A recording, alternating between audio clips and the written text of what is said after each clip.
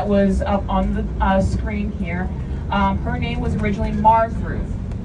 Margaret came from West Africa. She was part of the Mende. She grew up in the present-day Sierra Leone region. And when she was about 6 or 7, though, she was sold into slavery. And she was put on board a ship. She was sailed across the Atlantic. She survived, ended up in Havana, Cuba. She was put on auction. And then from there, she was sold with 3 other children and a number of young men, and they were put on board a ship to sail to a sugar plantation on the other side of Cuba. These sugar plantations, I think we've already talked about this a little bit, these were some of the worst conditions imaginable. And life expectancy was very low. Margaret likely would not have lived to adulthood if she had ended up there.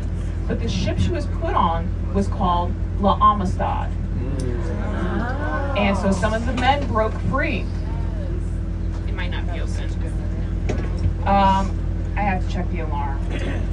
So what ends up happening is some of the men broke free, they mutinied, they took over the ship, demanded to be sailed back to Africa. That doesn't happen. They don't know how to sail the ship. So they drift along the coast of North America for a few weeks. And then they're finally pulled into port in Connecticut. All the captives of the Amistad, including the children, were thrown in jail.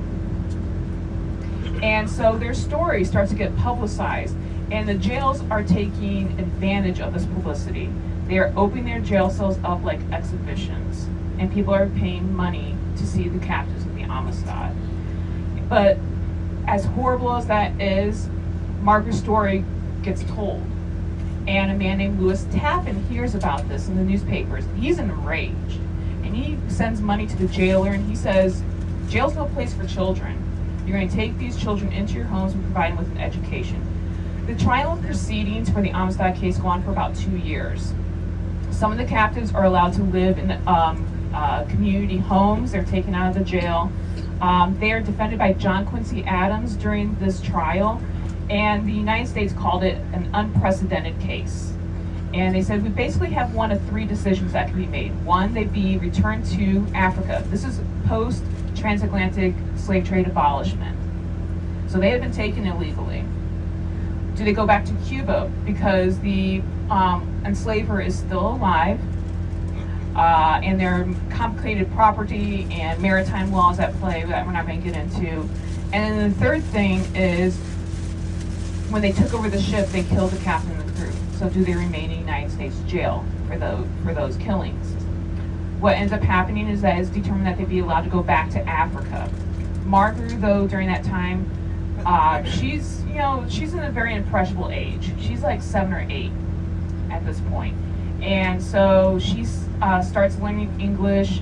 Christianity is likely forced upon her, and so she adopts Christianity. She starts going by the name of Sarah Kinson, a name that's given to her, so she stops going by the name of Margaret. When she goes back to Africa, she does not go back to her family. She stays with Christian missionaries that traveled with them to West Africa. They set up a mission there.